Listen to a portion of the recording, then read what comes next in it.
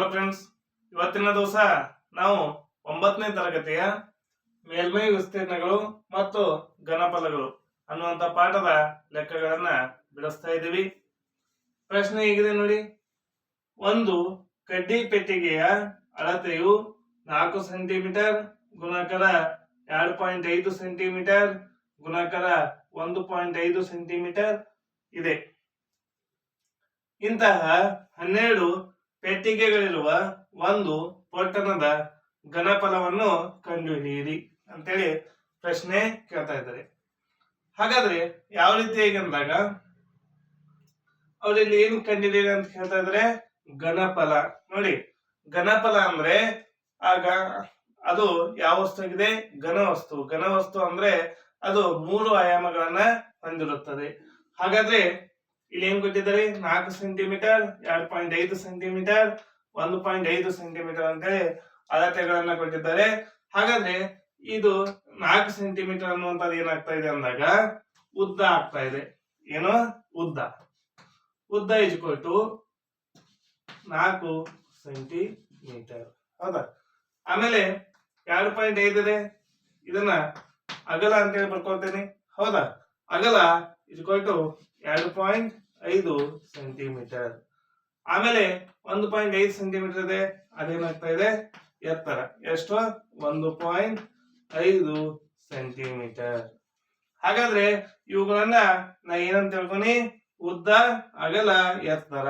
ಹಾಗಾದ್ರೆ ಆ ಕಡ್ಡಿ ಪೆಟ್ಟಿಗೆಯ ಉದ್ದ, ಅಗಲ, ಎತ್ತರ ಎಷ್ಟಾದ್ರೆ ಆ ಒಂದು ಕಡ್ಡಿ ಪೆಟ್ಟಿಗೆಯ ನಾವು ಏನನ್ನು ಕಂಡುಹಿಡಿಯಬೇಕು? ಘನಫಲ. ಹಾಗಾದ್ರೆ ಒಂದು ಕಡ್ಡಿ ಪೆಟ್ಟಿಗೆ ಘನಫಲ ಕಂಡುಹಿಡಿಯುವಂತ ಸೂತ್ರ ಏನಂದ್ರೆ ಉದ್ದ ಗುಣಿಸು ಅಗಲ ಗುಣಿಸು ಎತ್ತರ. ಉದ್ದ ಗುಣಿಸು ಅಗಲ ಗುಣಾಕಾರ ಎತ್ತರ ಅಂತೇಳಿ ಹೇಳ್ತಾ ಇದೀವಿ. ಹಾಗಾದ್ರೆ ಈ 3 ಸಂಖ್ಯೆಗಳನ್ನ ನಾ ಏನ್ ಮಾಡ್ಬೇಕಾಗಿದೆ? ಗುಣಾಕಾರ ಮಾಡ್ಬೇಕಾಗಿದೆ. ಹಾಗಾದ್ರೆ ನೋಡಿ, 4 ಗುಣಿಸು 2.5 ಗುಣಾಕಾರ 1.5. ಮೊದಲು 2.5 ಗುಣಾಕಾರ 1.5 ನ ಗುಣಿಸ್ಕೊಂಡು ಬಿಡೋಣ. 2.5 ಗುಣಾಕಾರ 1.5. ನೋಡಿ, ಇದು ಪಾಯಿಂಟ್ ಇರೋದ್ರಿಂದ ದಶಮಾಂಶಗಳ ಗುಣಾಕಾರ ಅಂತೇಳಿ ಹೇಳ್ತಾ ಇದೀವಿ. ಹಾಗಾದ್ರೆ ಪಾಯಿಂಟ್ ಇಲ್ಲ ಅಂತ ತಿಳ್ಕೊಂಡು ನಾವೇನ್ ಮಾಡೋಣ? ಮೊದಲು ಗುಣಿಸೋಣ. ಪಾಯಿಂಟ್ ಇಲ್ಲ ಅಂತಂದ್ರೆ ಇದು 25 ಆಗ್ತಾ ಇದೆ, ಇದೆಷ್ಟಾಗ್ತಾ ಇದೆ? 15 ಆಗ್ತಾ ಇದೆ. 15 ಬಗ್ಗೆ ನಮಗೆ ಬರ್ತಾ ಇದೆ 15 ಐದ್ಲೆ 75. 15 ಐದ್ಲೆ 75. 15 ಎರಡ್ಲೆ ಎಷ್ಟಾಯ್ತು? 30. 30ಕ್ಕೆ 7 ಕೂಡಿಸಿದಾಗ 37. ಹಾಗಾದ್ರೆ ಇಲ್ಲೊಂದು ಸ್ಥಾನ ಬಿಟ್ಟು ಪಾಯಿಂಟ್, ಇಲ್ಲೊಂದು ಸ್ಥಾನ ಬಿಟ್ಟು ಪಾಯಿಂಟ್, ಒಟ್ಟು ಎಷ್ಟು ಸ್ಥಾನ? 2 ಸ್ಥಾನ. ಹಾಗಾದ್ರೆ ಉತ್ತರದಲ್ಲಿ ನಾ ಏನ್ ಮಾಡ್ಬೇಕು? 2 ಸ್ಥಾನ ಬಿಟ್ಟು ಪಾಯಿಂಟ್ ಕೊಡ್ಬೇಕು. 1, 2. ಹಾಗಾದ್ರೆ ಎಷ್ಟಾಗ್ತಾ ಇದೆ? 3.75. ಏನನ್ನ? ಅಗಲ, ಎತ್ತರ ಗುಣಿಸಿದ್ದು. ಈಗ ಏನಾಯ್ತು? ಉದ್ದ. ಇದು ಎಷ್ಟಿದೆ? 4 ಇದೆ. ಗುಣಾಕಾರ 4. 4 ಐದ್ಲೆ 20. 4 ಏಳೆ 28. 28ಕ್ಕೆ 2 ಕೂಡಿಸಿದಾಗ 30. 4 ಮೂರ್ಲೆ 12. 12ಕ್ಕೆ 3 ಕೂಡಿಸಿದಾಗ ಎಷ್ಟಾಯ್ತು? 15. ಇಲ್ಲಿ 2 ಸ್ಥಾನ ಬಿಟ್ಟು ಪಾಯಿಂಟ್. ಹಾಗಾದ್ರೆ ಇಲ್ಲಿ 2 ಸ್ಥಾನ ಬಿಟ್ಟು ಏನಾಗ್ತಾ ಇದೆ? ಪಾಯಿಂಟ್. ನೋಡಿ, 15.00 ಉತ್ತರ ಬಂತು. ಹಾಗಾದ್ರೆ 15.0 ನೋಡಿ, ಪಾಯಿಂಟ್ ಆದ್ಮೇಲೆ 00 ಇದ್ರೆ ಈ 00ಗಳಿಗೆ ಬೆಲೆ ಇಲ್ಲ. ಹಾಗಾದ್ರೆ ಇದೆಷ್ಟಾಗ್ತಾ ಇದೆ? 15. ಹಾಗಾದ್ರೆ ಈ ಪಾಯಿಂಟ್ ಆದ್ಮೇಲೆ 00 ಬಂದ್ರೆ ಇವುಗಳಿಗೆ ಬೆಲೆ ಇಲ್ಲ, ಬರೀ ಎಷ್ಟಾಗ್ತಾ ಇದೆ? ಅದು 15 ಅಷ್ಟೇ. ಹಾಗಾದ್ರೆ ಇದನ್ನು ಗುಣಾಕಾರ ಮಾಡಿದ್ರೆ ಎಷ್ಟಾಯ್ತು? 15. ಹಾಗಾದ್ರೆ ಇಲ್ಲಿ ಏನಿದೆ? ಸೆಂಟಿಮೀಟರ್. ಹೌದಾ? ಹಾಗಾದ್ರೆ ನಾವಿಲ್ಲಿ ಏನ್ ಅಭ್ಯಾಸ ಮಾಡ್ತಾ ಇದೀವಿ? ಘನಫಲ. ಹಾಗಾದ್ರೆ ಘನ ಸೆಂಟಿಮೀಟರ್.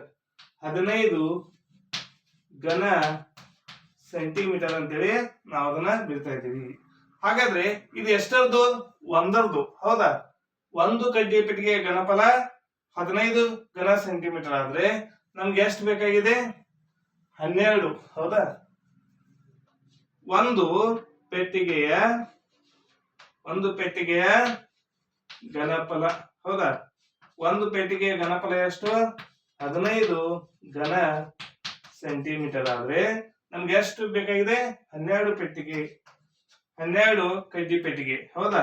12 ಕಡ್ಡಿ ಪೆಟ್ಟಿಗೆಗಳ ಘನಫಲ ಎಷ್ಟು ಅಂತ ಬೇಕಾಗಿದೆ. ಹಾಗಾದ್ರೆ ಹೆಂಗ್ ಮಾಡ್ಬೇಕು? ಏಕಾಂಶ ಪದ್ಧತಿ. 1ಕ್ಕೆ 15 ಆದ್ರೆ 12ಕ್ಕೆ ಎಷ್ಟು? ಹಾಗಾದ್ರೆ 12 ಗುಣಿಸು 15, 12 ಗುಣಿಸು 15. ಹಾಗಾದ್ರೆ 15 ಗುಣಿಸು 12 ಅಥವಾ 12 ಗುಣಿಸು 15. 12 ಇದ್ಲೆ 60, 12 ಇದ್ಲೆ 12 ಕ್ಯಾಲ್ಕುಲೇಷನ್ 18. ಹಾಗಾದ್ರೆ ಇಲ್ಲಿ ಒಟ್ಟು ಘನಫಲ ಎಷ್ಟಾಗ್ತಾ ಇದೆ? 180 ಘನ ಸೆಂಟಿಮೀಟರ್. ಹಾಗಾದ್ರೆ ಅವಷ್ಟು 12 ಒಂದು ಪೆಟ್ಟಿಗೆಯಲ್ಲಿ ಹಾಕಿದಾಗ ಆ ಒಂದು ದೊಡ್ಡ ಪೊಟ್ಟಣ ಆಗ್ತಾ ಇದೆ ಅಲ್ಲ, ಅದರ ಒಂದು ಘನಫಲ ಎಷ್ಟಾಗ್ತಾ ಇದೆ? 180 ಘನ ಸೆಂಟಿಮೀಟರ್ ಅಂತೇಳಿ ಉತ್ತರ ಬರ್ತಾ ಇದೆ.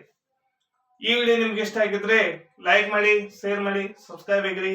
ಹೀಗೆ ನಮ್ಮ ಯೂಟ್ಯೂಬ್ ಚಾನಲ್ ಎಲ್ಲ ವಿಡಿಯೋಗಳನ್ನ ನೋಡ್ತಾ ಇರಿ. Thank you.